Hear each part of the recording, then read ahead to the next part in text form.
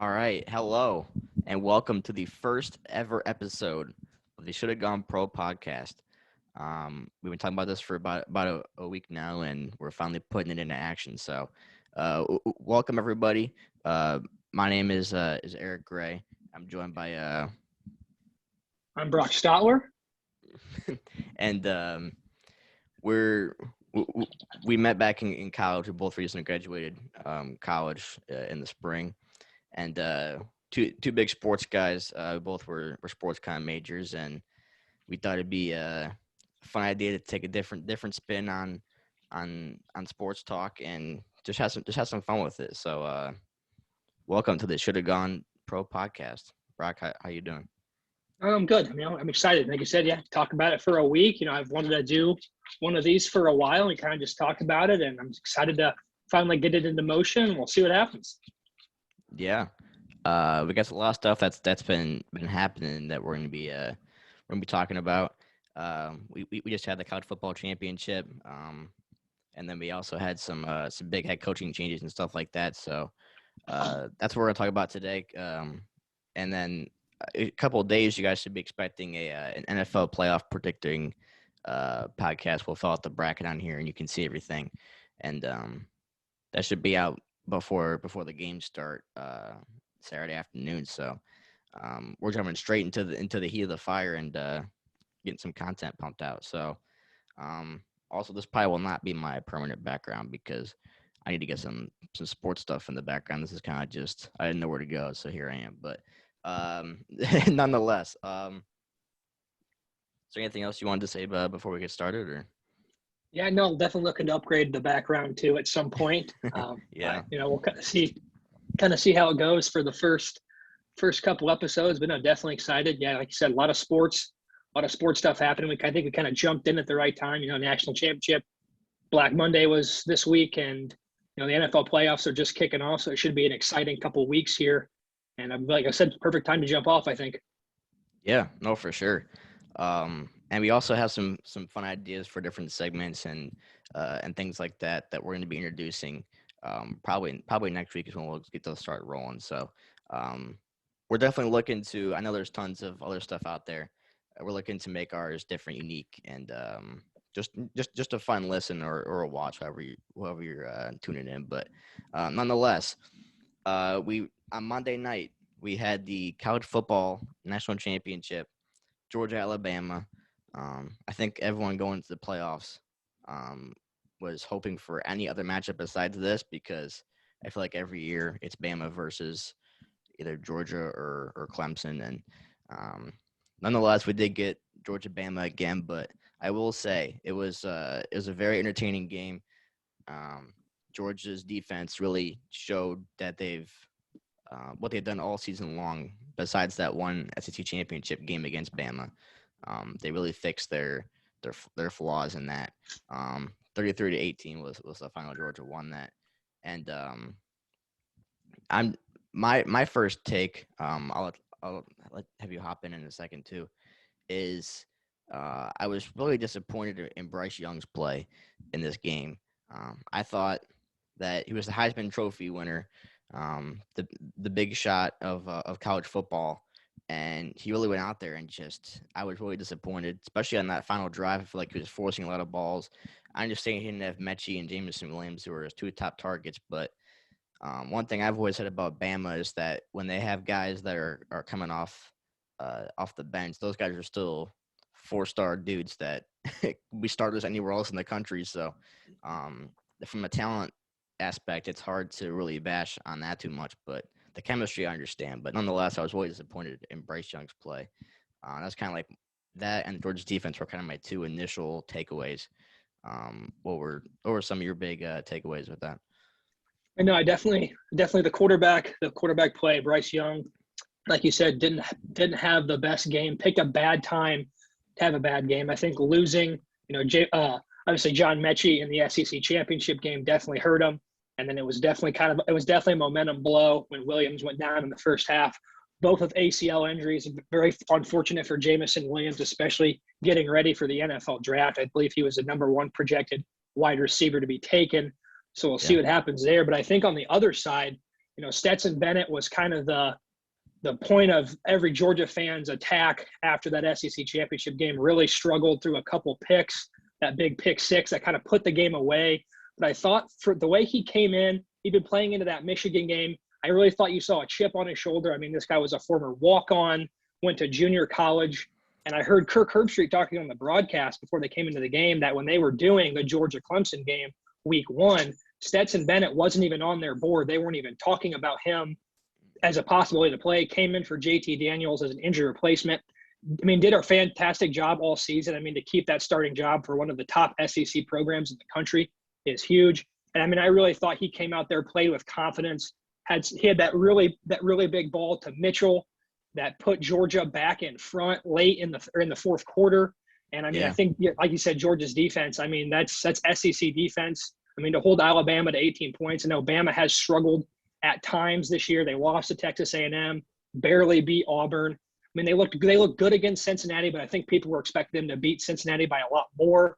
But I mean, that Georgia defense is unreal. I mean, there's going to be some first-round picks, some studs in the NFL, and I mean, it's just good to see. I mean, it stinks seeing the two SEC teams in Alabama play every year, but I mean, I don't think anybody else could have played any better against Alabama this year than Georgia did. I think these were clearly the two best teams in college football, and I'm glad to see that they came together and met in the national championship once again. Yeah, I mean, Georgia was a 3 seed, but if you had watched them at all throughout the season, you knew that they were by far the best defense in the nation and one of the top teams, if not the top team in the country for the whole season. Just as far as their consistency, they were holding these high-powered offenses to 14, 17 points, that kind of thing. And so it didn't require a lot from their offense. But I will say I was kind of surprised by how well Stetson Bennett played. And it is one of those kind of David versus Goliath stories with him versus Bryce Young, because Stetson Bennett was a walk-on to the Georgia team. He was a diehard Georgia fan as a kid, so it was kind of like a storybook there. And he went to JUCO to try and get some of his groove back after being on the scout team at Georgia. Came back. Just happened that JT Daniels, who was one of the bigger transfers of last year, ended up getting hurt, and then he came in to shine. It was kind of crazy when we saw him just letting it go on the sidelines, just sobbing after the pick six by Georgia. But and then versus Bryce Young, who wasn't the top guy coming out of college, and he was kind of like the hot shot that everyone expects to go in there and dominate. And Stetson Bennett held his own. So I mean, obviously you can see I'm a Michigan fan, but I'm not at all upset. I was actually rooting for Georgia to win that game, and I was not at all upset that Georgia won it all. They're by far the best team in the country this year, and it was cool to see Georgia take down Bama. So. Yeah, and honestly, I think if anything, the Alabama loss in the SEC championship game, I think that was the best thing that happened to Georgia really all year. I mean, they hadn't been challenged. That defense was untouchable. Their offense played good enough to win some of those games. And then they matched up with Alabama. Alabama caught them on probably their worst night, punched them in the mouth. And I mean, you heard Kirby Smart after the game talking about how people were questioning whether we were gassed, we were tired, we didn't have it in us. I mean, it's just, I think they realized that, okay, no, they got a second chance to play them. They saw what they did wrong. And I mean, did they ever correct what they did? I mean, Bryce Young was getting beat up, hit all night. Georgia really wasn't allowing Alabama to run the football. I mean, Bryce Young threw for 369 yards, but I mean, the last 70, 80 yards were all just kind of garbage time where he had to throw the ball downfield. So, I mean, hold the Heisman Trophy winner, I mean, they threw it, I think, 54 times. I mean, that's it's about as good as you can do to hold that Alabama team who's going to have many first-round picks. I mean, they've got the two best players in the country coming back next year. I mean, Alabama's going to be – we had a saying when I was in high school, we played football, you don't rebuild, you reload. I feel like that's got to be Alabama's motto. I mean, Bryce Young, the Heisman Trophy winner. They've got Will Anderson, the sophomore linebacker, had 17 and a half sacks coming into the national championship game. I think got some Heisman consideration. I mean, they're gonna be just fine. They're gonna send off this draft class to the NFL, and they'll be right back with the 4 and 5 stars. They have another great recruiting class. I mean, this is just what St. Nick does. I mean, there's a reason he has so many national championships, and they're back in it every year. Yeah, I mean, a lot of people that aren't Bama fans kind of get upset about it, saying it's just the same teams every single year. And while it is that fact, it's I mean, there's some point you have to give credit to Bama for even convincing these dudes who could go be starters at other big time D1 schools, and they end up going to be a backup at Bama because they know eventually they'll get their turn to be the Bama guy. Like being able to go out and recruit and convince these high profile guys to be a backup at the start and then eventually work your way into it. Like Brian Robinson, the running back, I remember seeing during the game they showed different teams every single year and the running backs that run that team, and Robinson's at the end of the depth chart because they had three guys who are now starters in the NFL ahead of them. So it's not even like Brian Robinson could have played anywhere else in the country and been a starter, but he chose to be the fourth string starting out at Alabama, and it's as much as it gets tiring to watch Bama win a lot of times, there's some level that I gotta respect the grind. So they'll be back again next year, and I think Georgia's really building a foundation too, around defense especially. They're gonna have some guys back. They're gonna lose some guys in the draft, a decent chunk of that strong defense, but they built that culture around defense now, and even though the SEC is going to be expanding and everything, I still think it's Georgia, Bama, and then everybody else. So It'll be a little bit. It's going to be interesting, definitely, to see with LSU hiring Brian Kelly what he can bring in.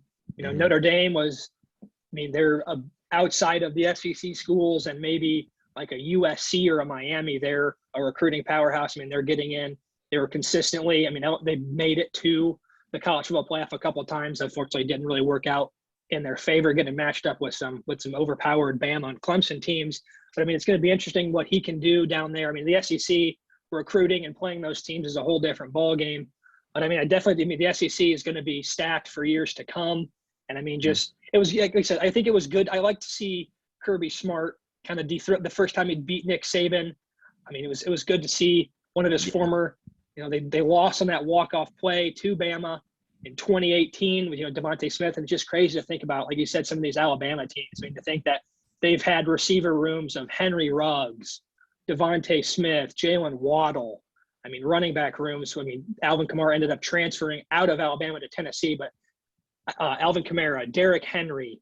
I mean, just all these top-tier NFL talent all at one program. And I mean, I think one of the stats that kind of jumps out to me is Alabama, Nick Saban can walk into that player's house, sit down with their family and tell them, every recruiting class I've had has either won an SEC championship or won a national championship. I mean, how do you say no to that when you're going to one of the top, when you go to one of the top programs in the country, and it sets you up for success. I mean, it puts you on that national stage. You're going to be playing the toughest competition. And I mean, I think that's why so many players that come out of Alabama and these SEC schools end up being successful in the NFL. I mean, some of the top NFL players right now are from Alabama and consistently have been from these SEC schools.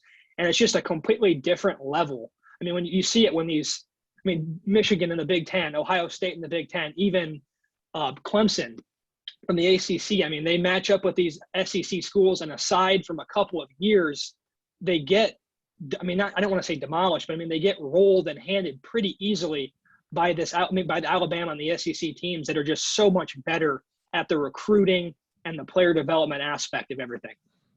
Oh yeah, and if you think about when they're telling these recruits to come, and I mean, the thing about it is, even if they're going to be a backup for a year or two, they're in practice every day going against future NFL talent, and that just kind of it prepares you so well compared to if you go to not necessarily a smaller school, but a school without that stature. I mean, it just the amount of preparation that you don't think about with these guys. You think, oh, they're wasting their careers away on the bench, but they're also getting a ring and practicing with future NFL players, and it seems like it would be a perfect scenario if you're given the opportunity to go there. So I understand why it's like that, and I don't know.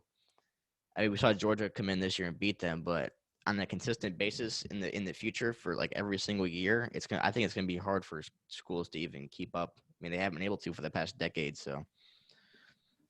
I mean, it's so hard to like I mean, Alabama's consistently a top 2, 3 team every year in a recruiting class. I mean, it's hard to Mhm. consistently do that on a basis where you can compete with them every single year. Where maybe one year you have a 5, you're the 5th ranked recruiting class in the nation, and Alabama's getting 5 or 6 5-star guys every single class. I mean, it's hard to consistently compete with that. I mean, I think you look at some of these years, Georgia this year, I think this was their year to beat Alabama when LSU beat them, and Alabama didn't even make the college football playoff. I think that was LSU's year to beat them.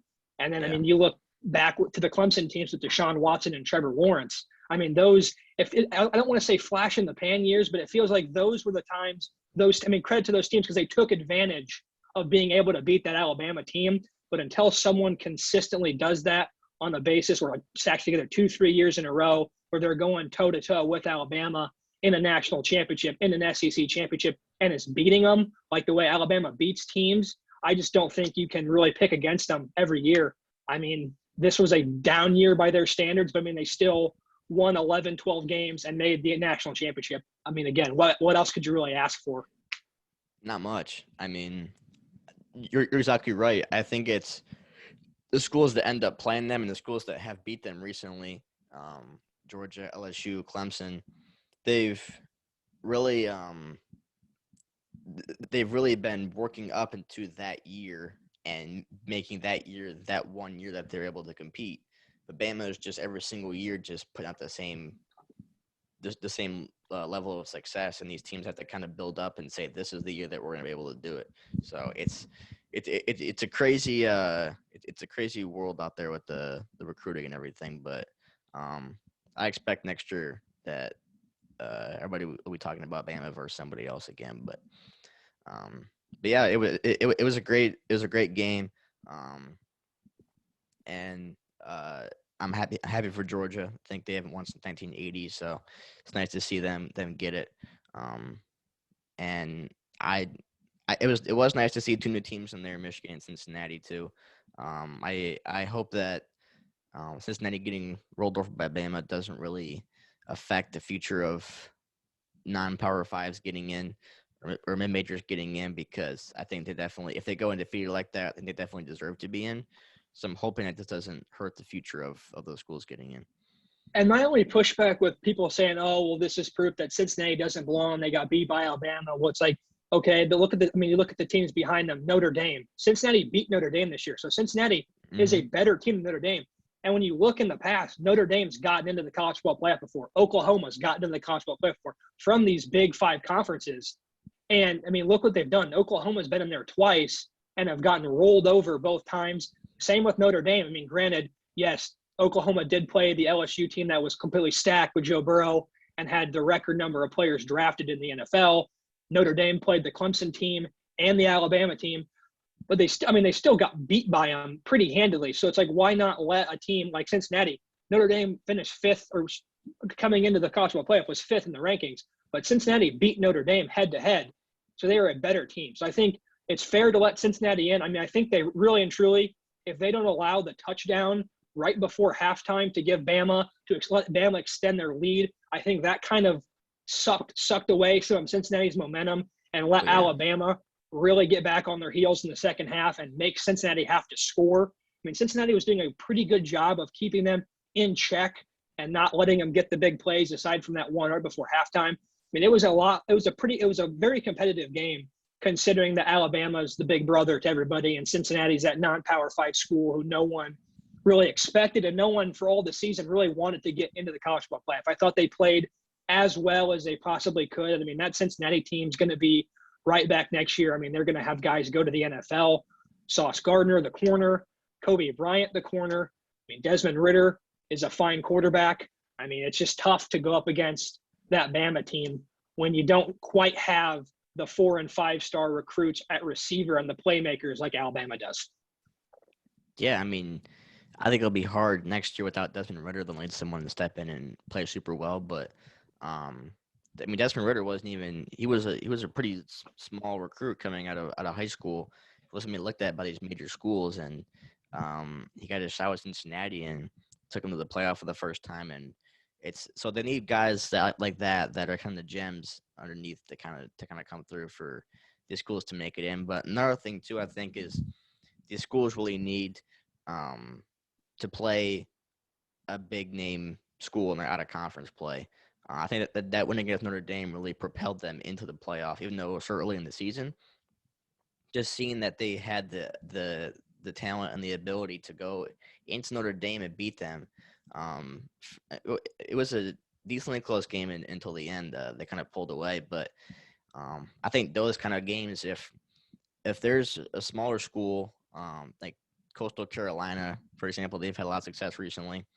If they go in and they don't play anybody nearly as good, not even near the top 25 in their out of conference, it's just gonna put a massive dent in their ability to make a run at these kind of things and be on a national stage. So if I'm one of these mid-major schools that I think is one of the best in mid-major schools in the country, I'm calling up these other schools and saying, like Notre Dame, like Oklahoma, and I'm saying, hey, like, how can I get this matchup? We're willing to pay to go there, because a lot of times these schools have either get paid or get paid to go there. Be like, we're willing to come play you guys and show you what we got. So I think those are the two things. You gotta kind of find those gems, and you gotta schedule right. But Cincinnati did both perfectly this year, and that's kind of the winning formula, I think. But Yeah, no, absolutely. It's definitely one of the biggest. I mean, it was on the road too, and they went into South Bend and beat a very good Notre Dame team. I mean, it was definitely one of the probably the easily the best non-conference road win in college football this year. And I think when you oh yeah, talk about those non-power five schools that go undefeated, like a couple of years ago when UCF was making the claim that, oh, we should be in the national championship, we should play Bama, like give us Bama, we would undefeated. I think that was one of the things working against them. They didn't have that big statement win against a quality ranked opponent like Cincinnati did this year against Notre Dame. So I think Cincinnati's definitely laid down the blueprint and set the stage for how teams like them, the smaller schools, can have a chance to make the college football playoff. And I mean, I think Cincinnati really opened a lot of eyes this year. And I mean, I look forward to seeing them back being competitive again next year and see what Luke Fickell can do in 2022. yeah, I definitely agree with that, without a doubt. So, um, do you have any last comments about the playoff or anything before we jump into the head coach and stuff? Just sad college football's over. It's such an exciting time. I mean, you get 13 weeks of it. I mean, I'm glad for the most part. I know COVID messed up some of the bowl games, but I'm glad that, which is very unfortunate for those schools. I mean, you work all season to get to that point, qualify for a Mm. bowl, and then to have it taken away from you. But I'm glad that the semifinal and like all the like New Year's Six, the semifinal, and the national championship, none of that was affected, or teams were understaffed that had key players missing because of COVID. Yeah, I agree. It was It was really good to see that, despite a couple of the bowl games at the end that weren't really bowl games that mattered, but we were pretty clean as far as COVID goes across the board. So it's nice to get back to that sense of normalcy again, and have a really interesting and solid college football season. But yeah, I am definitely sad. Usually around this time, because NFL is winding down too, and it's getting kind of real that football's gonna be gone for a while. So um, we gotta get our football talking while we can. But yeah. So speaking of football, duh. We're going to Black Monday. It happened a couple days ago, and there were some surprising and some blatantly obvious head coaching changes that happened. Um, lot of vacancies as of right now. The Dolphins was a surprising one, firing Brian Flores. I mean, I think with the roster that he was given, and the fact that his quarterback room has been shaky because Tua's getting injured a lot, and he's not looking like what he was in college, and um, they have certain parts of the roster that are just big question marks. I think he did a fantastic job getting them winning seasons back to back, and they didn't make the playoffs, but they won like the 7-game winning streak this year, and made the Dolphins look like they're moving in the right direction. And then just to let him go and kind of restart that process was really confusing for me. There were some obvious ones I agree with the Bears one and the Giants. The Vikings have been stuck in mediocrity for a while, so they need to change. But the Dolphins one was a really surprising one to me. I don't know if you agree with that, but I was definitely surprised that the Dolphins fired Flores. Like, I mean, like you mentioned, I mean, they were the first team in NFL history this year. Yeah, they did have the 7-game losing streak, but I mean, the way they rebounded, I mean, they had a chance right up to the end. I mean, they beat New England. I think they said Brian Flores has a 4-2 record against the Patriots, against Bill Belichick as a head coach since he's been in Miami. So, I mean, I don't know what else more you could ask for him. I mean, coming into last year, the Dolphins were a rebuilding franchise. I mean, they had a ton of first round picks. They traded Minka Fitzpatrick to the Steelers, Laramie Tunsil to the Texans. I mean, they shipped some of their top talent to rebuild for the future, got Tua. I mean, this year they got Jalen Waddle, who's been a fantastic rookie receiver. I don't really want to say he took people by storm, but I mean, to have over 100 catches like he did in the season he did was really impressive. And I mean, yeah, for a rebuilding roster to lead them to back-to-back winning seasons when I think they've only had like 5 in the last 20 years, Yeah. it was pretty surprising. I mean, they were coming off Adam Gase, who, I mean, enough said right there. What he did with that franchise. I mean, look how good Ryan Tannehill's looked since he came to the Tennessee Titans. Yeah. I mean, it was just shocking. I mean, yeah, like you said, I mean, yeah, the Vikings one, I agree. They're stuck in cap mediocrity. I mean, you can say what you want about Kirk Cousins. He had a better year this year, but it's still Kirk Cousins. He's Yeah. not that guy that's going to go out there, win you a big game, win you a playoff game. And I Wouldn't go mean, off about him. Yeah. yeah, Mike Zimmer just kind of seemed arrogant. They were asking about his rookie quarterback if he wanted to see Kellen Mond instead of the guy they started against Green Bay, and he kind of just didn't want to answer the question. Or I see him enough in practice, so it's like, well, man, that's your future, dude. Like, Kirk Cousins can't be your long-term option. I mean, this contract next year is a massive cap hit, and I mean, he's not that good of a quarterback. Very middle of the pack. I mean, yeah, I was excited. I'm a Bears fan, so I was very happy to see Pace and Nagy both get fired. I'm excited for a new regime to come into Chicago. I'm hoping they can steal Jim Harbaugh away from Michigan. New regime in Chicago, see what they can do, because I think the Bears do have a talented roster. It's just going to be what this new regime can do with limited cap space and no real draft capital. Since Pace did throw away a lot of our first round picks with the Khalil Mack trade, the Justin Fields trade last year, and of course the infamous Mitch Trubisky trade a couple years ago. Oh, I think 100% right. Um, I know we're in Illinois, so we got a lot of Bears listeners, I'm assuming, but um, I think that the Bears have a underrated roster as far as talent goes, especially on the defensive end. Um, and I think that Fields can legit be um, their quarterback of the future. He showed some flashes this year where he looked pretty solid, but he just needs more time and the right system and really the right guidance. And I don't think that the Bears were providing him with that. I mean, they were having him split time with Andy Dalton in the beginning of the year, which kind of hurt his confidence. And Andy Dalton's obviously not the answer, so that was a little confusing for me. And I mean, they made the playoffs a couple of times in the past few years. They haven't gone far, but they've shown that they're able to compete with teams and at least get into the playoffs. And that's that first step they need to do to keep building. And if they get the right people there, I don't know if it would be Harbaugh because I'm hearing a lot of rumors about him staying, him going, the Raiders, everything. So lots up in there with him. But um, they need one of these QB guru guys to come in and really um, make sure that that QB room, which has been unsettled forever, they've always been shuffling through dudes and thought Trubisky be the answer. And then I remember the Jay Cutler days and everything. So it's been the mess in Chicago as far as quarterbacks, and I think that they have their guy. They just need to find the right guy to groom him in that situation. But as you were saying about Kirk Cousins too, with the Vikings, I 100% agree that he is not the answer, and I've been saying that for years now. Um, I mean, the one year they went to the NFC Championship game, I think Cousins wasn't even playing. I think it was Case Keenum. Um, it was their quarterback because Cousins was hurt, and so it shows that they've had talent on that roster, but I feel like the quarterback play there has really been by just keeping them in limbo.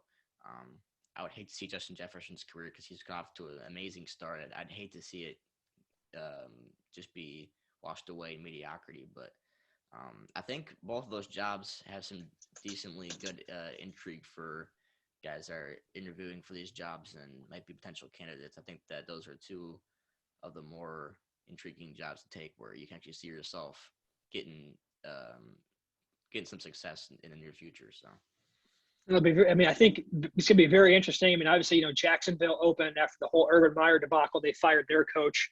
I mean, I felt really bad for Trevor Lawrence because I feel like he's got a lot of slack. He's caught a lot of flack this year. I mean, he was supposed to be the next golden boy, number one guy out of high school, number one pick, number one guy in college, number one pick this year in the draft. And I mean, when you look around the talent on that roster, I mean, he lost DJ Chark to injury. I believe they also lost Marvin Jones to injury. I mean, he didn't really, and I mean, Travis Etienne before the season even started. I mean, he really didn't have a whole lot to work with anyway. And then to lose your head coach in the middle of the season is tough. And I mean, huge win for them against Indianapolis to knock them out of the playoffs. It's going to be interesting to see what they can do with a lot of draft capital, a lot of cap space. If they're going to have to surround him with talent because, I mean, say what you want. I mean, I've watched a couple of his highlights this year. I mean, the kid looks like he can be the next big thing in the NFL. There's some throws that he makes that just make you say, wow. So it's going to be interesting to see what happens in Jacksonville. I would also like to see, I think, another more desirable job than people are giving him credit for, the Denver job. I mean, their offensive line isn't terrible. It's middle of the pack, which you can work with. They have the number 9 pick this year in the draft. I mean, they went 7-10 with Teddy Bridgewater and Drew Lock. I mean, they have great talent on the outside. They have some good weapons. I mean, their defense is good. I mean, Pat Surtain looks legit. Bradley Chubb, when he can stay healthy, is good. I think, and they have, I mean, like I said, they have cap space as well. I mean, they were linked to Aaron Rodgers in the offseason.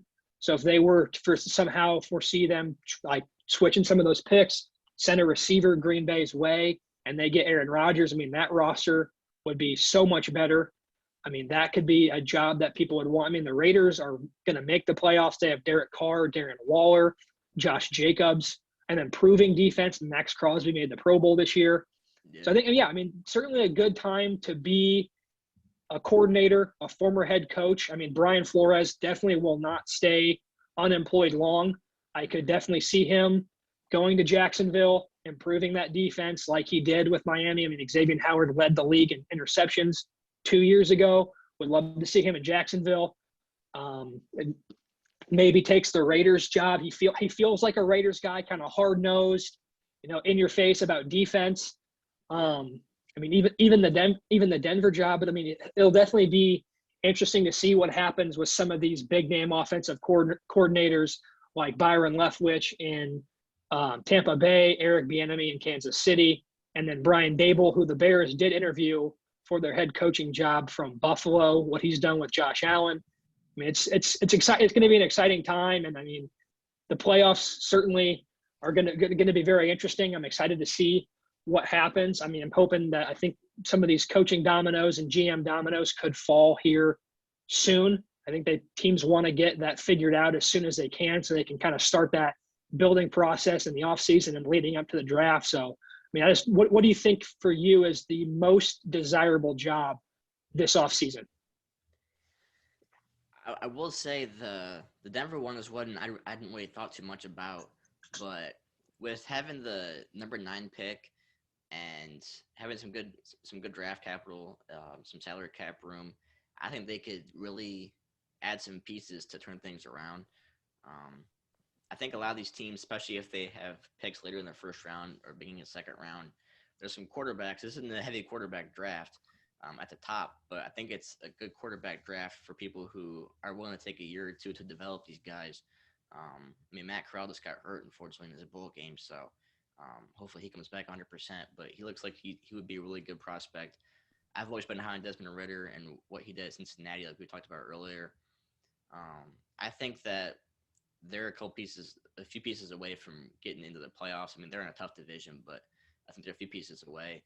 Though I would say the Raiders is the most intriguing job to me if I was in the circle looking to take one of these jobs. But the problem with them is I feel like they're going to stick with the interim coach, who's really turned them around after the whole controversy that they had to fight through, and that team's going through a lot this season, and to them be able to make the playoffs, and we'll see how they play this week against Cincinnati. But I think he's kind of proven that he can stay there at least for the near future and hold that down. So I would say that would be the most intriguing job. Um, I would say it was to be the Vikings if the Vikings were able to move on from Kirk Cousins, but um, I think I think Jacksonville, even though they were the worst record in the league, would be would be my pick because you have your quarterback of the future. You have this good core around them on the offense. The defense is questionable, but you can go in there without super high expectations on you right away. Um, you're in an average, mediocre division. The Titans are really good, obviously, but the Colts were on and off this year, and the Texans are not good. And I think as Jacksonville, you can go in there and you can put up a 7-10 record next year, and people won't be too angry about it. And you're showing improvement. They drafted ETN this year, which was supposed to be kind of that glue for Trevor Lawrence on the offense since he was with him at Clemson, and he got hurt before the season even started. So you're bringing him back. I think James Robinson's a really underrated running back. They got some good core guys there. So as weird as it sounds to pick the team with the worst record in the league as the most intriguing job, I would be taking the Jacksonville job. Will be your pick. Yeah, I mean, quarterbacks are definitely the hardest thing to figure out in this league. I mean, there's a reason that the Bears have been stuck in mediocrity since 1985. I mean, they haven't got the quarterback right. I mean, you look at Green Bay, they've drafted back-to-back Hall of Famers. I like the Jacksonville job. I want to say the Bears so bad, but it's just so hard.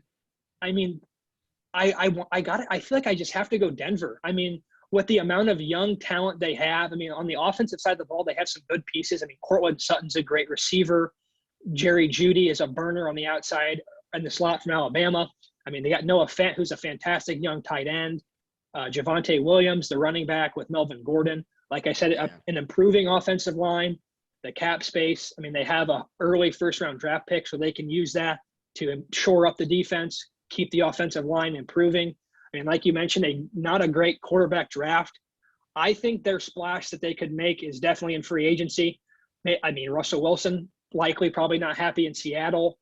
Maybe you could swing. I know what's the future for Jimmy Garoppolo in San Francisco. They could swing a trade for him, probably get him for the cheap since they want him gone to get Trey Lance. I mean, they drafted number 3 overall for a reason. You don't want him to sit behind Jimmy G for too long. They were linked to Aaron Rodgers in the offseason. So, I think they could definitely swing for the fences in the offseason. If they don't, I do like the route of maybe you sign like an Andy Dalton to a 1-year deal, or a guy like that, maybe a Gardner Minshew out of Philadelphia who played okay this year in the 2 games that he saw action in. And then get a guy in the second round to develop, maybe like a Matt Corral, a Kenny Pickett, or even a Desmond Ridder in the second round I guess you could spend the first round pick on it. However, I wouldn't, because it's not a very good quarterback draft. I think there's better prospects that are going to be available that high in the draft. But you've seen weirder things. I mean, the Giants fell in love with Daniel Jones at 6, and look how that worked out for him. I mean, crazier things have happened. I mean, if you fall in love with your guy and he's there, go get him. I mean, develop them and then see what you've got. But I think that's a very desirable job. And then I think we should switch over to least desirable. I mean, I think you've got to go with the New York Giants. I mean, I don't really know what they're doing.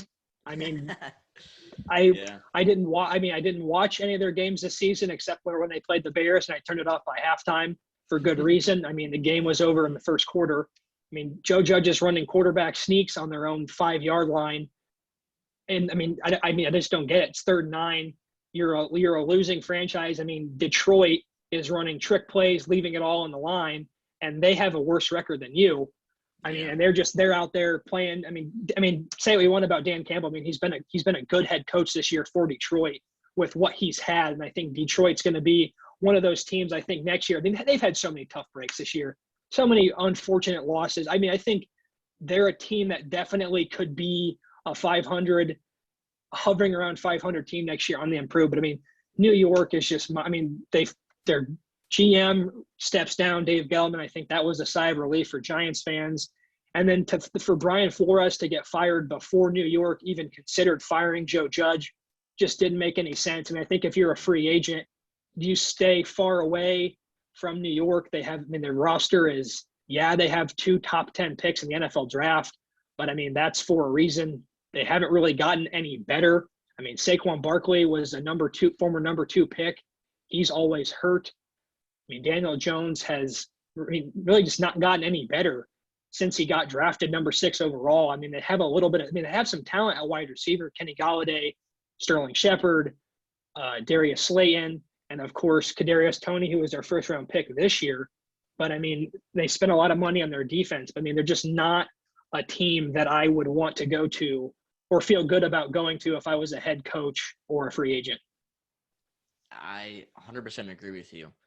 And the one thing I will say about the Giants is I feel like when they're getting free agents or they're going to the draft, I feel like they feel like they're playing Madden on with the injuries off, because they never really seem like they pay attention to guys' injury histories and how often these guys are getting hurt. Because, I mean, Galladay, Barkley, Evan Ingram, even Daniel Jones, I guess, somewhat too.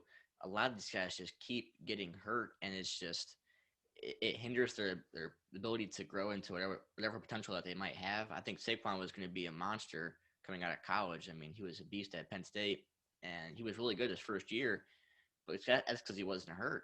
And now he gets hurt all the time, and it doesn't matter how good he is if he's not playing. So they say the best talent is availability or something like that.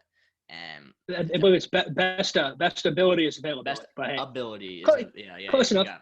You got me. Yeah, I was trying to think of the phrase on the go, but so I think the Giants, that's really what's been their big problem, and I don't know what their defense deal is, but I think you're saying that free agents would want to go to New York to go to the Giants, but I don't think they want to go to New York at all, because the Jets aren't much better. But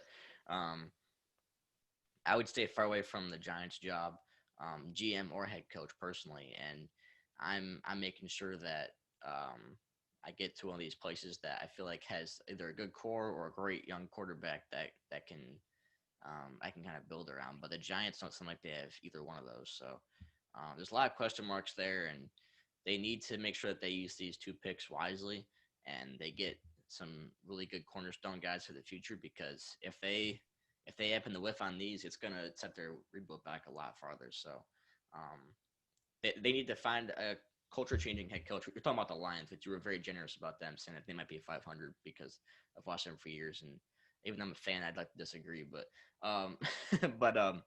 Dan Campbell has gone in there and he's built a culture of this rough physical football, and he's kind of have everyone buy into it.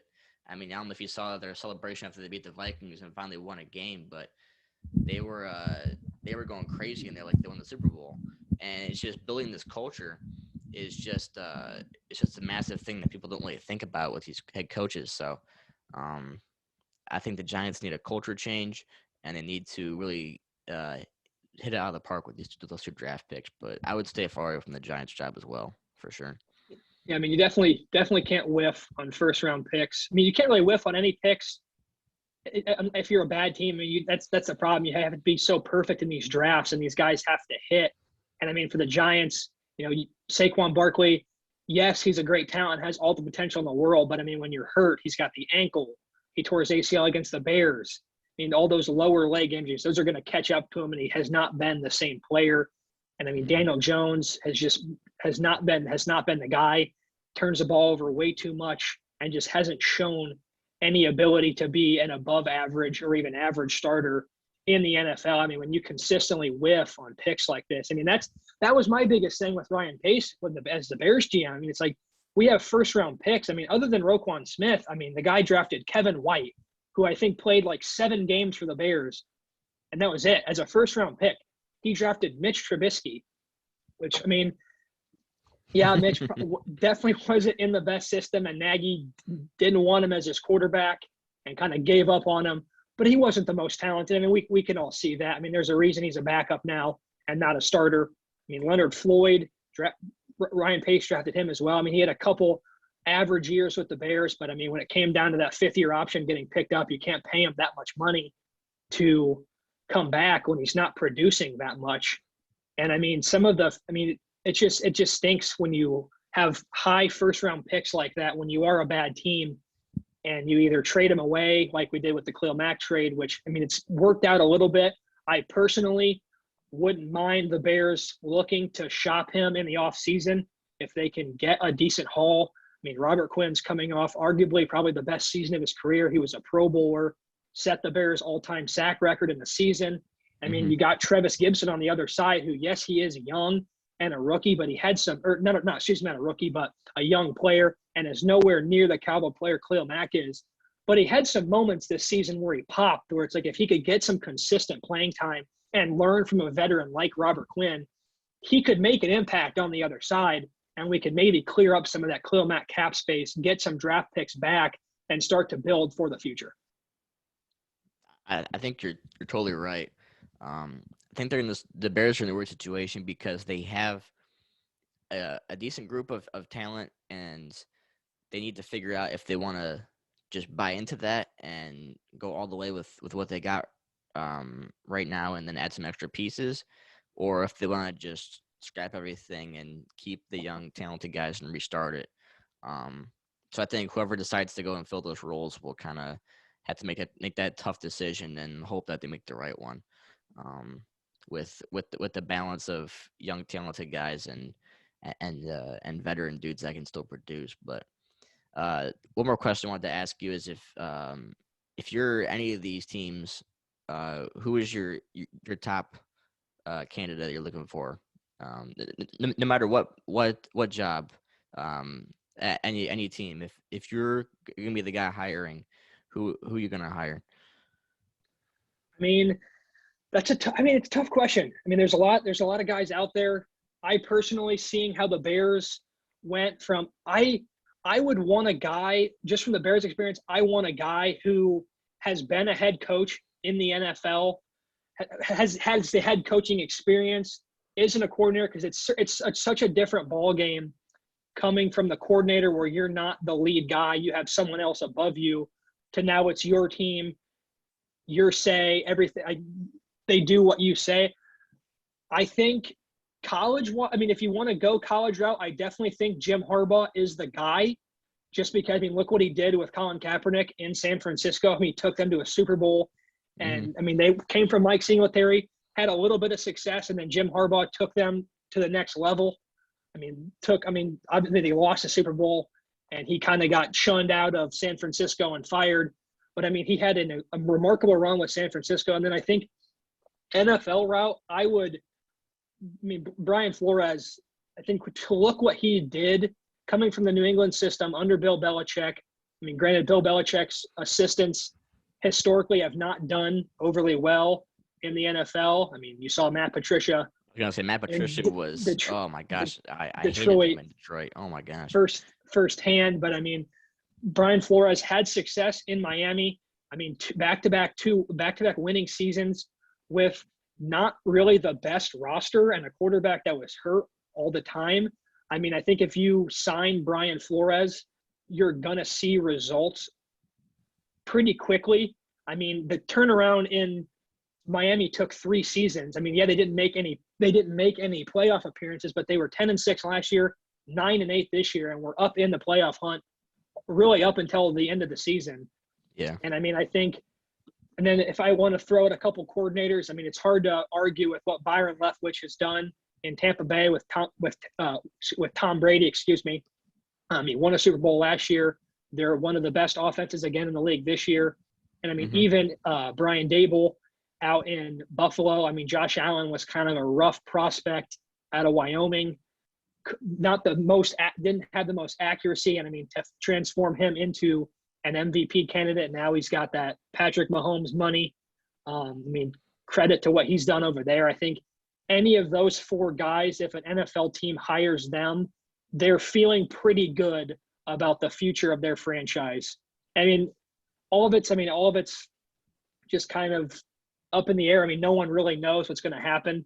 I mean, I don't think anybody expected Matt LaFleur to be I think it's all also about situation. Like, I'm just use Matt LaFleur, for example.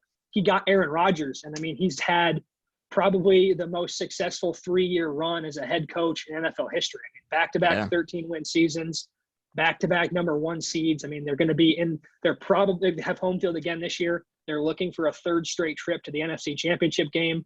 I mean, it's just all about situation. I mean, if one of these guys get there, they hit on their draft picks, spend their money wisely. I mean, they can be set up for future success for years to come. That's a good point. I I definitely agree with the Matt LaFleur thing as well. And I do think it's especially with Bill Belichick coordinators, it can be a lot of hit or miss, and definitely a lot of miss. Um, it's a lot with Matt Patricia in Detroit, unfortunately, because I remember actually seeing there were players that played for the Lions that left in free agency. I think Gerard Davis, he went to the Jets, the linebacker, and they asked him about the Lions, Matt Patricia and stuff when he was with the Jets, and he said, if I had to stay in Detroit the next season, I would have just retired because that was how bad the situation was. So, credit to Dan Campbell for going and fixing that, but at least starting to fix it. But I would say if you're not going to sign a former head coach, which I think Brian Flores will be a great option, I say I'm throwing all my marbles at Eric Bieniemy to get him out of Kansas City. I mean, if you have your young quarterback that you want for the future, Trevor Lawrence, Justin Fields, um, I think you're taking all your marbles and throwing them at him. The things he's done with that Kansas City offense has just been unreal. Um, Patrick Mahomes is one of the best quarterbacks of the generation, and having going from Mahomes to whoever your quarterback may be on your team, and kind of using what he's learned with Mahomes to use on your quarterback and your offense. I think he's built the offense of the future with just having constant speed out there and everything. And I think that he's the kind of guy you want to bring in. The one problem you might have is the defensive side. So that's definitely a question mark. I think you got to have a great D coordinator on that team if you want to balance it out well. But I think Eric Bieniemy would be my guy. I'd be calling him as soon as Kansas City loses or if in the Super Bowl, which it definitely could again. But as soon as you can call him, I'm calling him up and saying, how much money will it take to bring you here? Because I feel like he's the poster guy for the future of NFL offenses. But um, that's just my opinion on that. But I would agree with Brian Flores as well as a guy that should not be out of work long at all. So I mean, hey, Vic Fangio's available. Got fired from Denver. Was a great defensive coordinator in Chicago. You pair him with maybe an Eric Bieniemy, who's more of an offensive side of the ball, could make some magic. I just personally, after going Matt Nagy from Kansas City, the Kansas City route is a little tender of a subject right now. So Bears yeah, Bears maybe stay away. But I mean, you can't argue. I mean, with what he's done for Patrick Mahomes in Kansas City, I mean, I definitely don't think any of the top offensive. There's a reason these guys are top candidates. I mean, they bring stuff, they bring intangibles to the table that are going to make them enticing. And I don't really think there's a bad option. I mean, yeah, I think the NFL. It's going to be nice to see some of these guys get a first opportunity to be head coaches. Because I mean, that's really all that it takes. I mean, you gotta get a chance, and I mean, I think a lot of it, like I said, yeah, ending up in the right situation. You pair him with a good couple coordinators himself, a good defensive coordinator, and I mean, it could be interesting. I mean, I think the NFL next year, I think the landscape will look completely different head coaching wise. And I think some of these teams that do sign some of these first time head coaches could be very happy with the results. I agree 100%.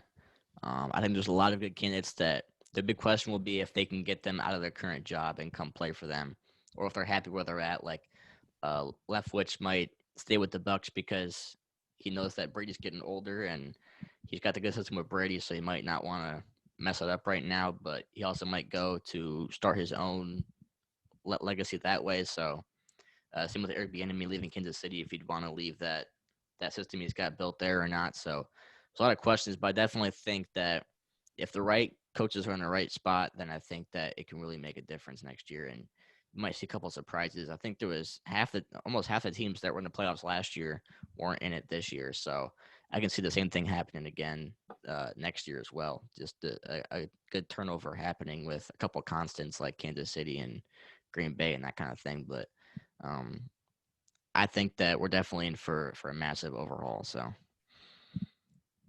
So yeah. Is there anything else you wanted to add as far as that goes, or? No, I'm excited. Playoff prediction podcast coming on Friday. Going to break Yeah. down all the games. Hopefully pick some winners. We'll see how good we do. It's the NFL. There's always bound to be some surprises, I'm sure, some upsets, but I'm looking forward to it. Yeah, me too. So Friday we'll be filming the playoff prediction podcast. We'll actually put the bracket up on the screen and show our picks um and and compare if we have any upsets or who we have winning it all, stuff like that, and go from there. Well, hey, thank you everyone for tuning into the first ever episode of the Should Have Gone Pro podcast. I'm Eric Gray. I'm Brock Stoller. Appreciate you guys tuning in, and we're going to be back here hopefully as much as we can, and we'll see you Friday.